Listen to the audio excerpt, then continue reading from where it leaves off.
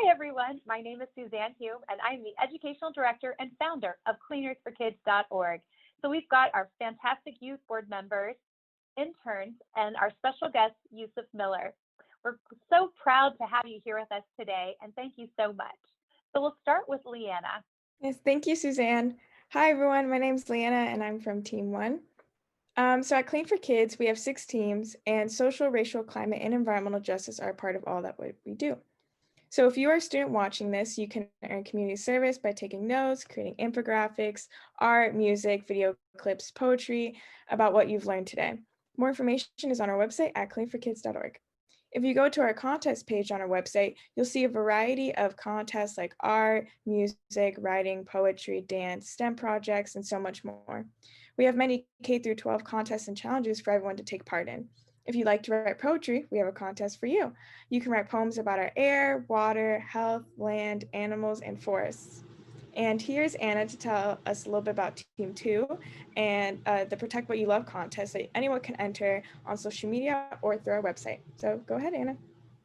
Hi, everyone. Good evening. My name is Anna, and I work with Team 2 as well as some other teams with statistics and igniting a call to action. So another contest we have is Protect What You Love, and you can participate by sending us your picture or drawing of what you love and why we should protect it. Let's work together to protect our forests, national parks, wildlife, clean water, clean air, oceans, rivers, streams, and our health. You can take a picture or draw or write about your favorite animal or place and why we should protect it. We can then post it on our website and social media to bring awareness and work to protect nature and our environment. And next, I believe we have Elijah here with us. Thank you, Hannah. You can draw a no idling sign or do it on your computer, and the sign will remind people to turn off their engines when they are parked. So we all need air to please make a sign and leave a legacy. Also, we are working to stop synthetic turf. You can check out our Clean Earth for Kids Team 5 No Synthetic Turf page. Gabby and Darren have made videos for you of when we have spoken at city council meetings and worked to save parks from artificial or fake grass, toxic chemicals that have been found. Also, Europe is considering banning it because of the microplastic that gets washed into our water supply. Here's Leanna.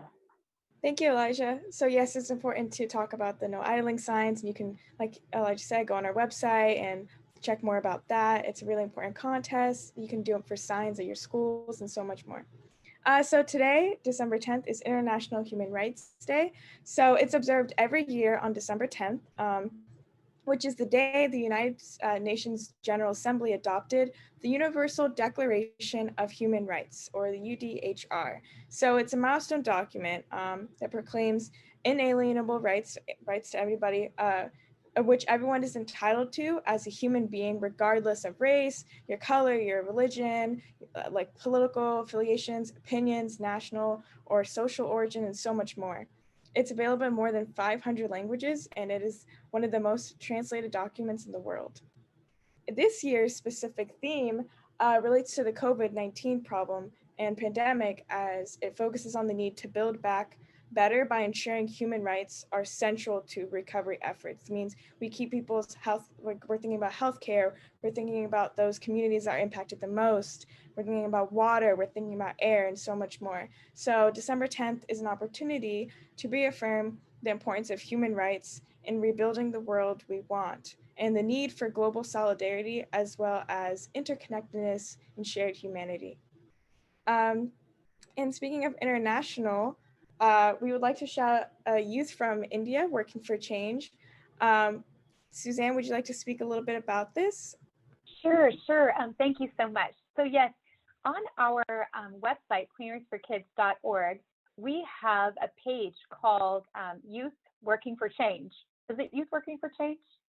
Yeah, Youth Working for Change. So all the fabulous people that you see on here now, we need to make sure to shout them out, just as we're shouting out Greta Thunberg and Dakota Iron Eyes and all of the wonderful youth activists all around the world. There is a girl right now, a young person living in India who's done some incredible will work, and we're really excited to show this to you on our website. So you'll be able to click on that, and we'll have more information about her next week and the inspiring actions that she's taken. So excited. So thank you so much. Yes, thank you, Suzanne. And like she mentioned, that can be found on our cleanearthforkids.org website. So another piece of wonderful news is that Almar Tucci will be on the January 7th panel discussion next year in 2021. And we are very excited to host him as he is a champion for the environment. Just noting, like, he wrote AB 1775 to oppose the Trump administration's proposal to renew offshore oil drilling off California's coast, as well as many other laws to make the Torrance refinery and other oil refineries safer. So please keep an eye out for more updates on this exciting news. And thank you very much to Suzanne and everyone who made this happen for us. It's just very exciting.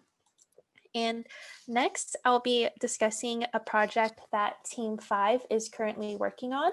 So as Darren and I mentioned last week at last week's panel discussion, we are working on a project to research pesticides proposed by the California Department of Pesticide Regulation for registration. So our job will be to research these pesticides using reliable sources and writing emails to them about why they should not be registered for use. So we will be sending these emails out weekly, and if you're interested in helping us out and getting to know more about these pesticides, please feel free to reach out, and we're excited and happy to work with you. And so now I will be talking about some petitions about pesticides that you can participate in. We can take action for change, and they only take a small amount of time. And so one action here for everyone, if they'd like to participate, is to tell Kroger to stop selling food grown with toxic pesticides. So Kroger is the largest traditional grocery chain in the United States. Glyphosate, organophosphates, and neonics have been found in their foods, unfortunately. And Kroger must commit to stop the use of toxic pesticides in its food supply chain, which will affect many people. And so if you'd like to see more information, I will add that in the link here. And now here is Alicia. Thank you, Anna, for the petitions and for working so hard to stop pesticides. Thank you to everyone for helping to get pesticides out of our parks. All kids need to be safe. Hello, my name is Darren, and I'm here to talk about glyphosate. And glyphosate has new research that found that it could negatively impact microbes that keep our gut healthy. And so they state that the issues with the part of the body can make us susceptible to cancer, autoimmune disease, depression, and more. For those who do not know, in our stomachs and our digestive system, we have proteins and bacteria that break down the food we eat. This is known as the gut microbiome, and it's a home for these tiny cells that break down the food we eat. So taking care of our gut is important for our health, and the chemical glyphosate will negatively impact our health. They're present in the food we eat and drinks, such as beers and wines, fresh produce, and meats. Chlorpyrifos is the most widely used pesticide on crops, including corn, soybeans, broccoli, and apples, and it is also widely used in non-agricultural settings such as golf courses. Chlorpyrifos finds its way into our kitchens, and it's found in 91% of homes in a nationally representative sample in the US during 2001 and 2002. Researchers found that children exposed in the womb tend to be smaller, have poorer reflexes, and show higher risks of having ADHD and other developmental disorders years after being exposed. Chlorpyrifos, the rollback allows manufacturers to use chlorpyrifos, which will cause us to be exposed to more of this chemical that will cause people to experience nausea, dizziness, and confusion, as well as its bad effects on children. So I agree with Alicia. We want pesticides out of the parks and schools and want the places that kids play, learn, and live. Now we have Anna. Thank you, Darren. And so now I will be discussing another action that you can take, and that would be to tell President-elect Biden no on Tom Vilsack for the USDA. But before I Oh, yes, sorry. Yes, so this action, the former Agriculture Secretary Tom Vilsack supported industrial agriculture and the use of millions of pounds of pesticides.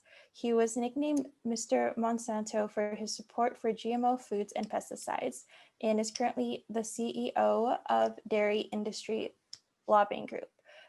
So if you'd like to participate in this action, I will send the link again in the chat room for everyone. And now here is Jillian. Thank you, Anna, for such important information. It's vital that we keep people safe, and we're specifically asking for tougher regulations because we care about the public health and the health of future generations.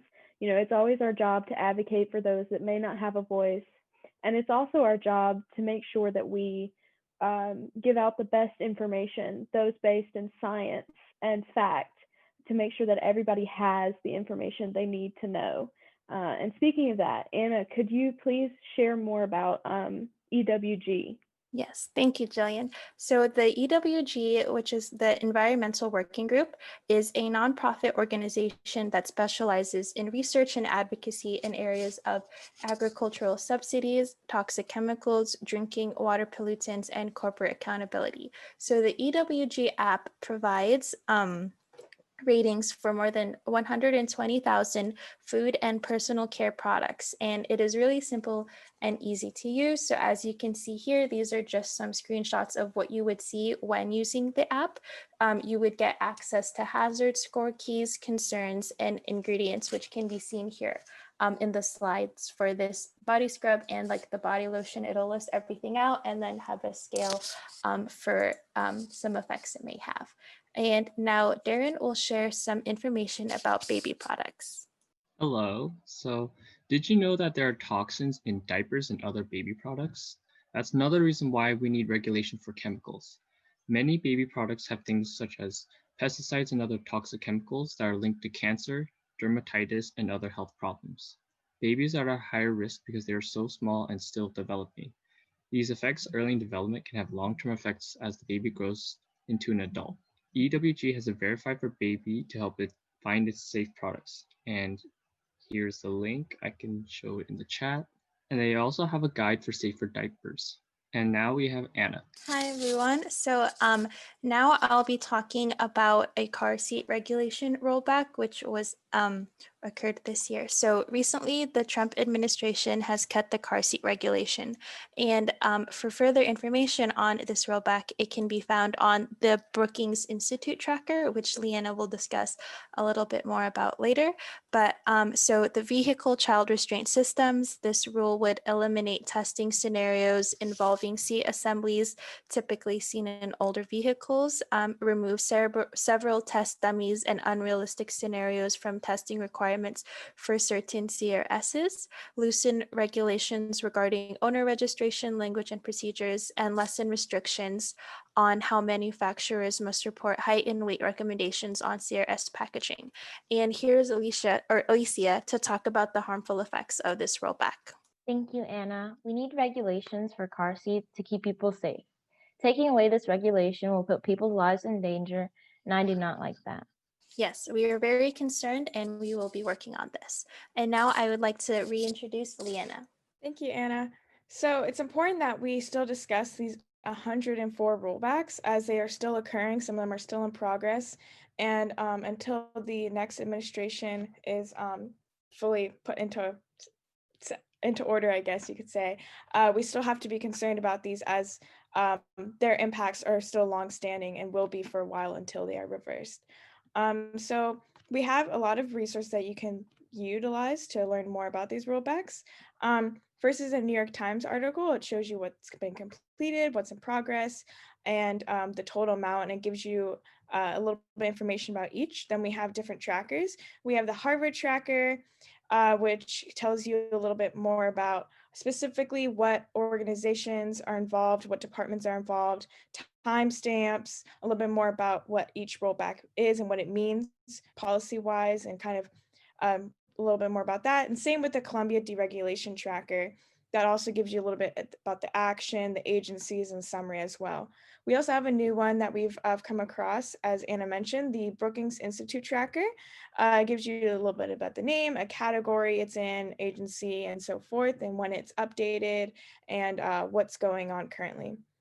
And more posts can be seen on things like the Washington Post, which gives you a little bit more about information about the rollbacks in a more digestible way, a little bit more summarized, as well as the Guardian, that also summarizes a little bit more specifically how these rollbacks are impacting our planet and what it means, what they mean, instead of, a lot of difficult terms that might be hard on the eyes and the mind sometimes, And then we also have the EWG, which that was also mentioned. And this one tells you how under the Biden administration, who promises to roll back these rollbacks, how they'll be more healthier because of these rollbacks. These rollbacks will be rolled back. And continuing on, California's Attorney General has shown leadership in suing the Trump administration. Our youth board artist, Judith, made this lovely hand for Javier Becerra. He, really showing the leadership that we need, and shows how California is showing climate and environmental leadership as well by suing the Trump administration for these rollbacks. So it's really important that we have this leadership. And I'm going to introduce Jillian now, just a little bit. Thank you, Leanna. Speaking of California leadership, I have had the opportunity to write a letter about locomotive regulations to CARB, which is the California Air Regulation Board. And basically in this, we're calling for CARB to make sure that that trains are now tier 4, or the least level of polluters. That way we can keep communities around rail yards safer, and those that come in contact either via passenger or workers, we can keep them safer. And California is leading in this. We hope to see this in other states. I'm from North Carolina, so we hope to see North Carolina jump on this soon, and hopefully we can clean up the rail yard areas in each state. Yes, I agree. Thank you, Jillian, again. Yes, it's important that we want this environmental leadership in California, but we also want it in other states. So we hope that other states like North Carolina will also follow. I'm briefly just going to mention a little bit about divestment before Jillian gives you a little bit more information. But divestment, we've mentioned before on our panel discussion, it's a really important topic to us. It means taking money out of something, but specifically divestment from fossil fuels means taking money out of the fossil fuel industry and hopefully reinvesting that in something like renewable energy that's less harmful for our futures, our planet, and our health. So divestment is really important. It sends a message to the fossil fuel industries that we aren't okay with them polluting our homes and our health and so much more. So it really sends economic and just a message overall. And speaking a little bit more about this, Jillian, could you please give us the news about New York and divestment? Yeah, absolutely. So New York has the largest pension fund called the New York State Common Pension Fund. It's the third largest in the country, and it has vowed that by the year 2040, it will reach net zero greenhouse gas emissions for its entire portfolio, meaning they're going to drop all stocks and shares in companies that contribute to global warming.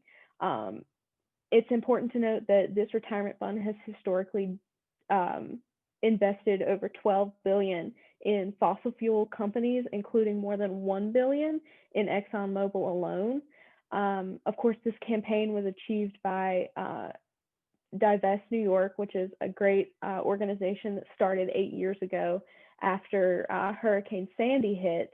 And while this is a goal, while this is a victory, it's important to note that the work is not done, and that Divest New York is going to be there every step of the way to make sure that New York upholds this promise and reaches its goals. And divestment is happening on smaller scales than in cities as well. And I think that's important to talk about on more on our level is universities, the importance that that university divestment has as well. You know, historically, I'll speak to my college because I don't know everybody's, but my college gives a large portion of money endowment to fossil fuel companies. So we push on our college campus for them to stop handing out money to companies that directly lead to global warming and some of the crises that we are facing today. So yeah, it's important that we invest in renewable energy and encourage these big institutions, whether it be a state or a university, to divest and reinvest in cleaner energy. So here's Anna with a petition.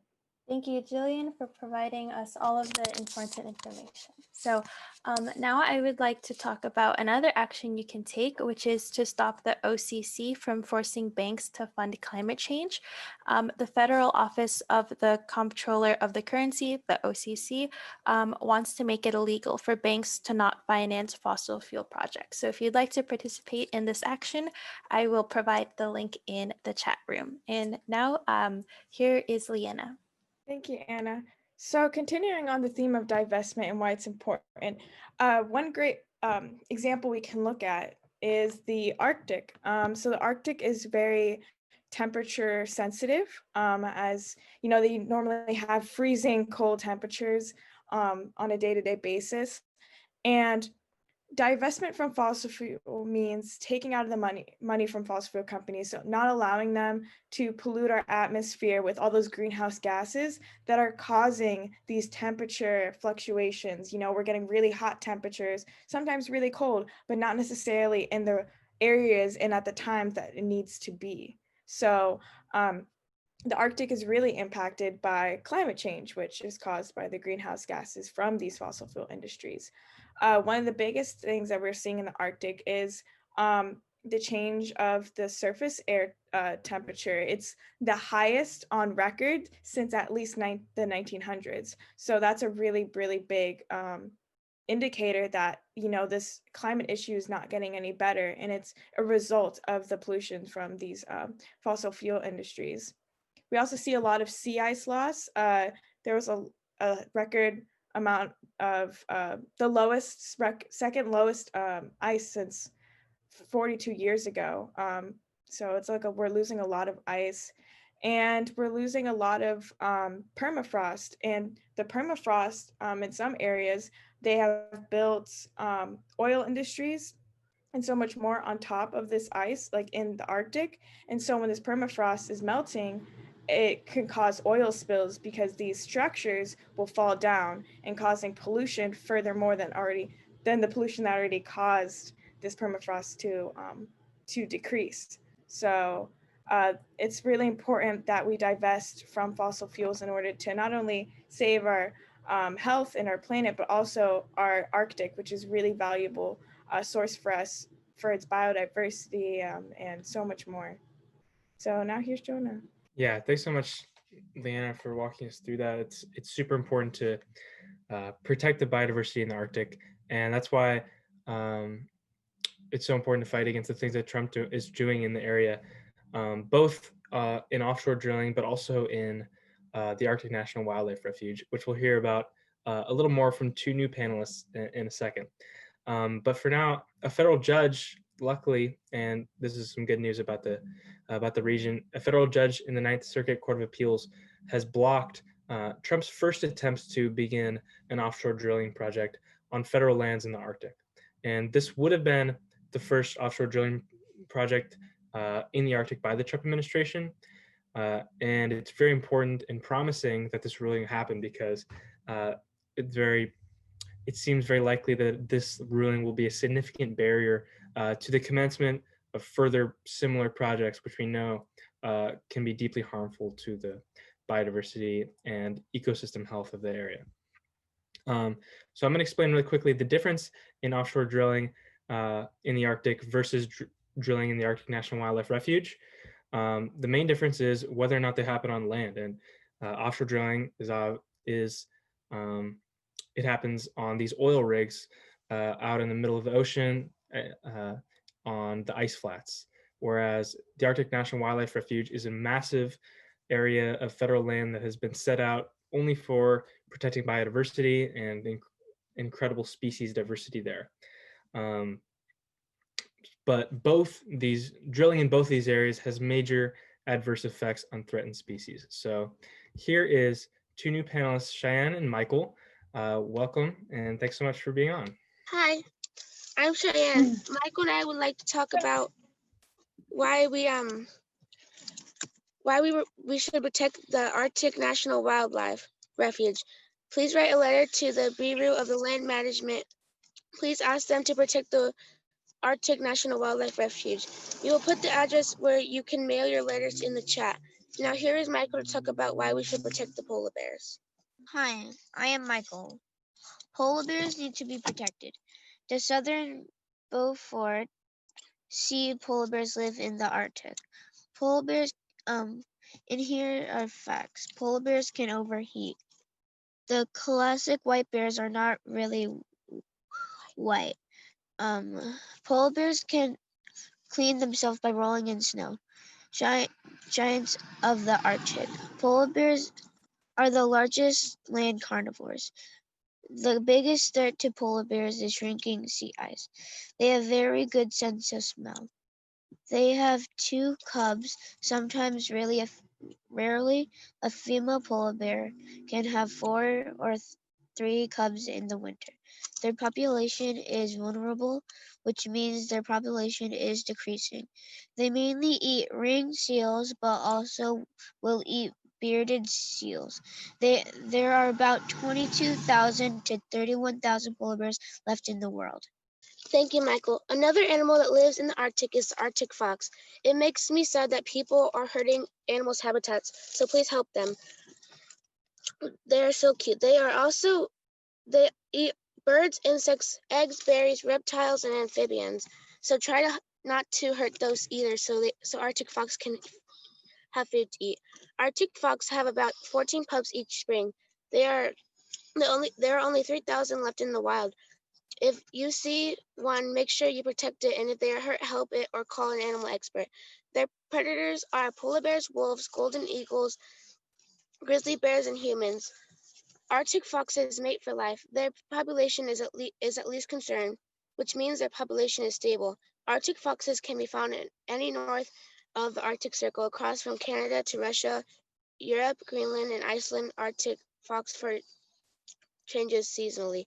Arctic foxes are predators, carnivores, and are very curious. Arctic foxes are monogamous, meaning they mate for life. Caribou are unusual among deer because both males and females have antlers. Caribou and reindeer are the same species. In the winter, male caribou shed their antlers. Caribou travel more than 600 miles during their annual migration. An adult caribou can eat 12 pounds of food each day. Caribou breed once yearly. Caribou's population are at least concerned, so the population is stable. Now here's Jonah. Thanks both of you so much for coming on. That's such a great job that you did, sharing that really awesome information about some incredible species. Recently, we've had this theme of these panel discussions, protecting what you love, and we're so glad that you could join us in protecting what you love, these awesome animals. So yeah, great job, guys. Yeah, amazing job, guys. It's wonderful to have you guys on the panel and hear a little bit more about what you guys want to protect and so forth, just as Jonah mentioned. So we also have 2 other people here with us tonight, Alicia and Elijah, as you've heard from them already. And they're going to talk a little bit about racial justice, equity, and advancement cabinet level position. So just to kind of debrief and provide a little bit more information about what cabinet position is so the cabinet is underneath the president. It advises the president. It includes the vice president and the heads of 15 executive departments. So it's really important that we have people that are trustworthy and hear that people are going to, you know, advocate for things that we also advocate for and do the best that they can for the people that they are representing. And they advise the president. So, you know, the president has a lot of executive power. And so it's important that the people that are going to be influencing his decisions are good people that are going to advocate for the right things for us as well. So with that being said, and just the importance of leadership overall, I'm going to now hand it to Elijah and Alicia. Thank you, Leanna.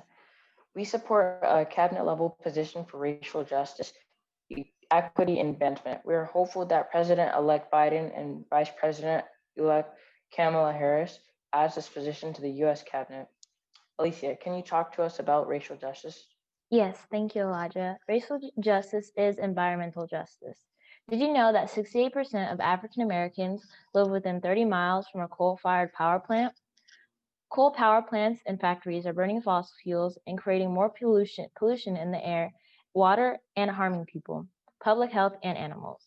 And now with the Trump administration rollbacks, the amount of pollution is so much worse. Elijah, can you tell us about equity? Yes, thank you, Alicia. We all need clean air to survive. We all need clean water to live. What can we do to help communities of concern? We need to build parks and plant trees for clean air and shade. We also need to identify and stop sources of pollution, and we must work together. Equity comes from having racial, social, and environmental justice. Alicia, would you like to talk about equity more? Yes, thank you, Elijah. Equity is making sure people have what they need to survive and advance. Equity is providing funding for low-income communities to have clean air, clean water, and safe places for kids to play and learn. Equity leads to advancement. When you have what you need, then you can advance. Elijah, what is advancement? Advancement is opportunity. Advancement is an opportunity to pass on information, knowledge, education, and power to future generations. Advancement is possible when people have what they need, which is health care, protection, racial and environmental justice, safety, housing, and jobs. Alicia, will you give some examples of advancement? Yes, thank you. The NAACP and Clean Earth for Kids have given me many opportunities for advancement. With advancement comes many things. For example, knowledge. Knowledge is power. We have to know what is going on around you and in your world. Find people who support you and are your allies. Stand up for what you believe in. Never let anyone take that right away from you. Every kid needs opportunities to advance. We all need good health, public education, and racial and environmental justice. Thank you. Leanna, back to you. Thank you both so much. You guys did a wonderful job at debriefing about a little bit more about you know, what equity means, what advancement means, and racial and environmental justice, and so much more. So thank you guys so much for all the work you guys do. You guys are really inspirational as well, and I'm really excited to see more youth get involved. And you guys are just amazing overall. So thank you for joining us tonight as well. And since we also have another guest here, Yusuf Miller, would you like to comment on anything that they said, or just talk about what you're doing and the work that you're doing, and a little bit more? Yes, thank you. This panel discussion was amazing as usual.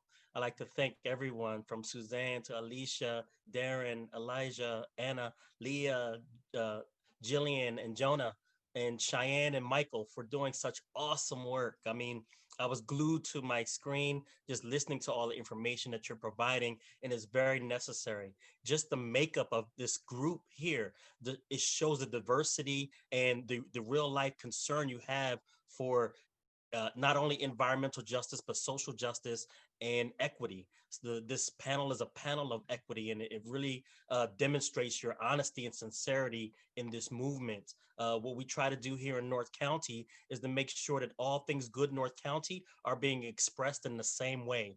That's why Clean Earth for Kids is a member of the North County Equity and Justice Coalition, a coalition that's all about doing equity and justice in North County and throughout San Diego. So we appreciate everything you guys do. We try to promote this as much as possible because anyone, no matter if they're an expert or they're new to this topic, they'll learn something here and go away feeling more comfortable and more aware of what's going on from the executive level all the way down to their backyard. And speaking of our backyard, talking about our neighbors, our furry neighbors in our backyard is very, very important. Our plant neighbors in our backyard is very, very important. And that aspect is never missed by this group. So I appreciate this team. I love this team. And I look forward to seeing great things come from this group. Thank you. Thank you so much, Yusuf. It's always lovely having you here, and your support is always amazing. So thank you so much. And now I'll just pass it on to Anna. Thank you, Leanna, and thank you as well to you, Yusuf. We are so grateful for people for doing important work. And so I will end here with the These Are the Hands contest slide. The These Are the Hands contest is open to everyone of all ages. We hope you will join us in making a drawing and decorating a hand to recognize, honor, and lift up people working for change and to make life better for others. Everyone is encouraged to participate and honor someone making a positive difference in your school, community, city, state, or in our world. You can draw and decorate a picture of a hand and add symbols, words, and pictures to honor their work. I'd also like to remind everyone that we will be having Almer Tsuchi with us on the January 7th panel, and here is the hand that Judith has drawn for him, which is very beautiful, and so we thank Judith as well. So I do believe that that is the end of our panel discussion, and Yes. I would like to thank everyone. Yes. Thank you guys so much for being on tonight. We have a few minutes, so we're going to stop the share so everybody has a chance to be on.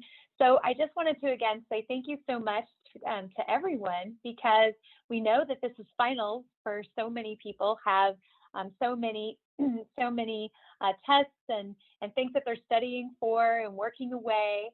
And we really appreciate the extra time that you give. So I definitely want to give a shout out to everyone here for all the important work that they've been doing. And our youth, excellent job, Alicia and Elijah and Cheyenne and Michael. So beautiful. All that work was great. We're so impressed with your confidence and how wonderful it was to have you here, and you're always welcome. And again, for our guest, Yusuf Miller, our special guest, who is really one of us. We of course say he's a guest, but he's really family here. So yes, and thank you so much. So what I'd like to do is just, I'd like to hear from you guys.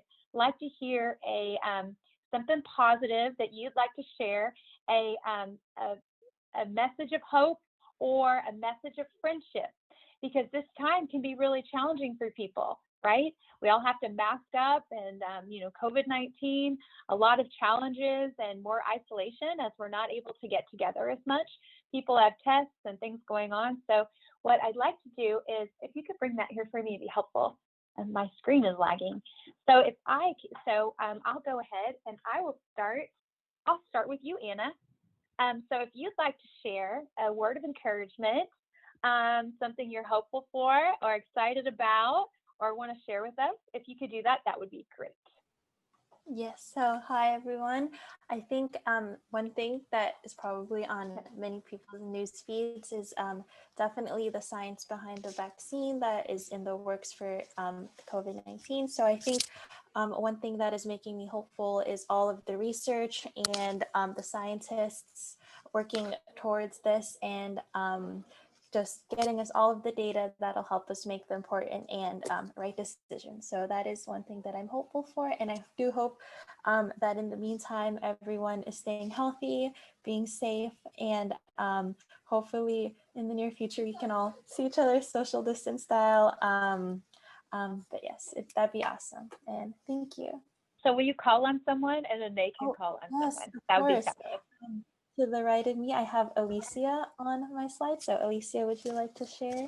Yes, I'm hopeful for the future generation. I believe we can do anything that we think is possible, like this environmental justice. We can create things in the future that we can't right now with the resources that this generation has given the future. So I'm hopeful for the future, and I'm very thankful for everyone. So, and then I'll call on Leanna. Thank you. Yeah, I'm just honestly, every day I'm just inspired by like my fellow youth. Like, we're doing so many amazing things So I'm so excited to see like what we're going to be able to do like right now and in the future and so much more. Um, I guess I'm also really excited for the future events we're going to have and all the projects we're working on and the future panelists we're having. We have a little bit like of a list going on, and it's really exciting. And I'm just really thankful and so happy that we're able to share this information with you guys. I think like Lucy said earlier, knowledge is power.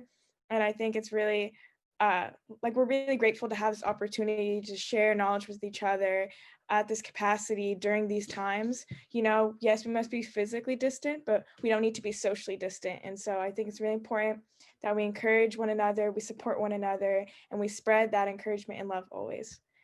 So with that, I'll call on Julian. Yeah, thank you so much. So yeah, it can be some really dark times.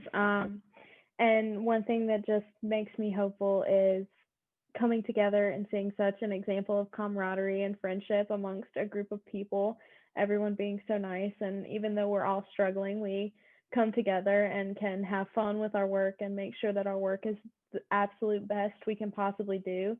And yeah, it just is very hopeful to see students surpassing goals even in such a difficult situation. With that, I'll call on Darren.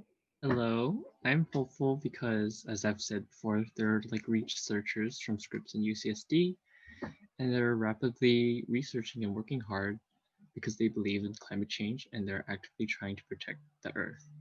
And so this makes me hopeful because the youth has so much opportunity and they are the ones that will shape the future. And also, I am also very hopeful because of researchers because they're, despite COVID, they are working their hardest so that they can go understand the mechanisms behind COVID, also design like vaccines. And now I will leave it to John or whoever wants to go next. Oh, Jonah, would you like to go? Sure, I'll go.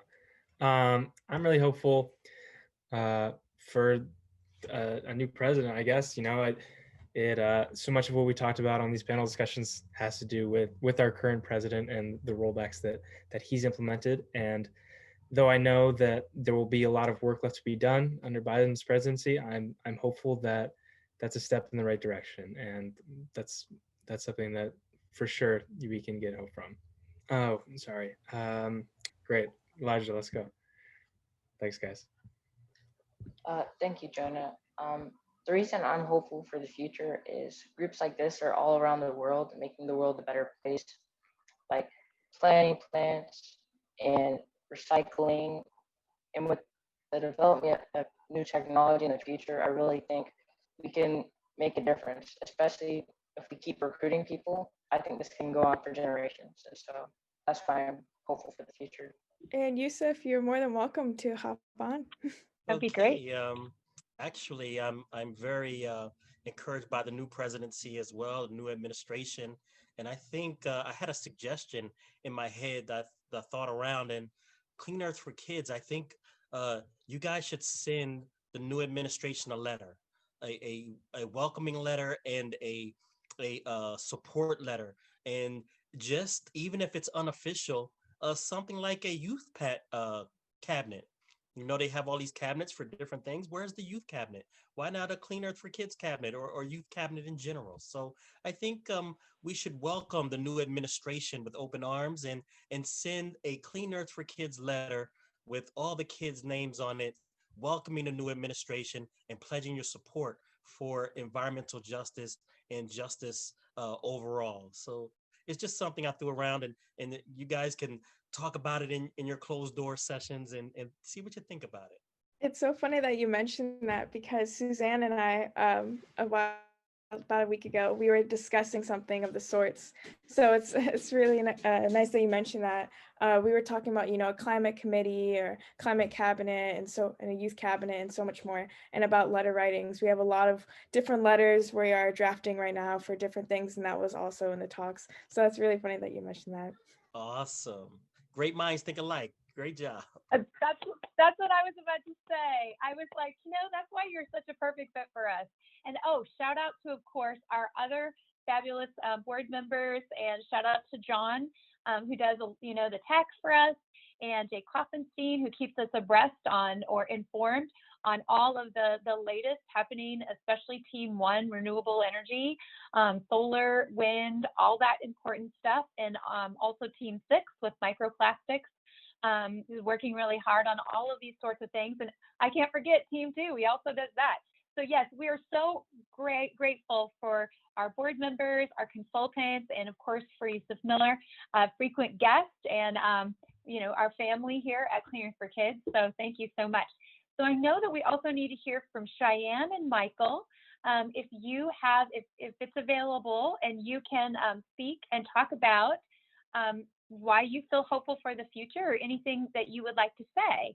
Are you able to talk right now? You're muted if you are. Hello. Hi. Hello. Hello. So go ahead. I'm hopeful for the future because I have my family and we have the animals, and I'm happy because I have school and I can get a good education. Fabulous. Michael, would you like to share? If you'll give us just 1 second, we're just getting to the house. Here, Mikey. She wants to know if you want to share. There you go. Whatever you're hopeful for the future. I'm hopeful to get a phone so I can call people for like emergencies and stuff. Yeah. And for like the future, now that we have like new president or anything with the animals that you spoke about? Yeah, to save polar bears and the people and the animals in the Arctic. Yeah, for sure. And so we're going to be writing those letters and doing our very best. The President-elect Biden has said that he does not want to drill in the Arctic. He wants to protect the polar bears, just like you do. So, and all of the, help the indigenous people, the native people that we talked about yesterday, to help those people that live there. And that the caribou people, remember the Jinowich, I think that's how you say that, people. So President Biden has talked about this and been serious about wanting to help people, and what Leanna talked about and what we've all talked about, the importance of racial justice, social justice, environmental justice, and protecting our public lands. So we have a lot of hope. So we're so excited for this. So thank you so much for sharing this with us. And I'm glad that you'll have access to a phone for emergencies too. So that's fabulous. Okay, guys. So Jillian, I wanted to ask real quick. So we wanted to make sure you guys are adorable, by the way. And there was the picture. We just saw Carmela, the dog. She is their dog. So fun to see her. So Jillian, I know you had spoken about some challenges and some health challenges. Do you have any advice for us to stay safe during this time of COVID? Yeah, so I'm recently dealing with a COVID scare myself, and I'll give you the best advice that I was given by another friend and a professor who teaches public health here at the university. And her response is stay one step ahead. Make sure that you take care of your self, but you also are aware of what's going on around you so that you stay one step ahead of this nasty virus that's going around. And that's pretty much the best that I can offer. And even then it's not always enough. So don't blame yourself. Don't, put blame on anybody else. Just understand that it happens and that we've got to do our best to move forward. Sure, for sure. And we all need to mask up and do all that we can. So guys, you're amazing. Thank you so much. We're so excited. So next week, we'll have our panel discussion, and then we'll have Christmas Eve. So we won't have a panel discussion on that night. And then the next Thursday is New Year's Eve. So we probably won't have a panel discussion then. We might, we don't know. I'm available. I'm always here. And then when we come back, we will have Al Marisucci, who has done so much to get toxics out of makeup. He's tried to get oil and gas setbacks to protect people and done so many things. Offshore drilling, he sponsored a bill. I mean, he is someone that is definitely deserving of the Cleaners for Kids Champion Award 2020. So excited. So Almar Suchi, along with Senator Tom Udall from New Mexico, who did PACTPA, Protecting America's Children from Toxic Pesticides Act. He also is a Cleaner for Kids Champion 2020, and you've seen them, Javier Becerra, who is now the Human Health Secretary, definitely a champion because all those lawsuits that they talked about against the Trump administration so we could have protections. So many people, Dr. Ali, and then we have people among us that we are celebrating as well. So, and all of you guys, of course, have done such an amazing job, and we're so excited to give you your special awards as well. So thank you so much. We'll be handing out our awards for our board members, for our consultants, and our special guests like Yusuf Miller in upcoming weeks. So we're very excited about that. So hats off to you guys, and thank you so much. So I'll see you next week. And again, I'm sending big hugs and lots of thanks. So what I'm going to do, I know you guys, you panelists, have been on for a long time. You've been doing research and all the important work and things. So you most likely will hop off. I'm going to stay on the call to speak with, not supposed to have favorites, and I never did as a classroom teacher for decades, right? Like 30 years. But I say our favorite volunteer, Sydney Pitcher, because of her absolute devotion to clean air, clean water, the earth, and all that she does. So I'll be on with our favorite volunteer, Sydney Pitcher, and Jay, Nancy Kelly, who does a lot of important things, and others if they want to stay on. You are welcome to. Okay, so if not, I'll talk to you soon. I'm available on the weekend tomorrow as well. So thanks again so much. You did an amazing job, and congrats to our new panelists for their first presentation. And again, great job, Alicia and Elijah, explaining the very difficult concepts, right, of equity. Like, what is equity? You guys just nailed it. It was amazing. So thank you so much. I'm so proud of you guys. All right, have a great night, and I'll be here, but you'll probably be gone. So thanks again. See you soon. Thanks, everyone. Have a good night. Thank you.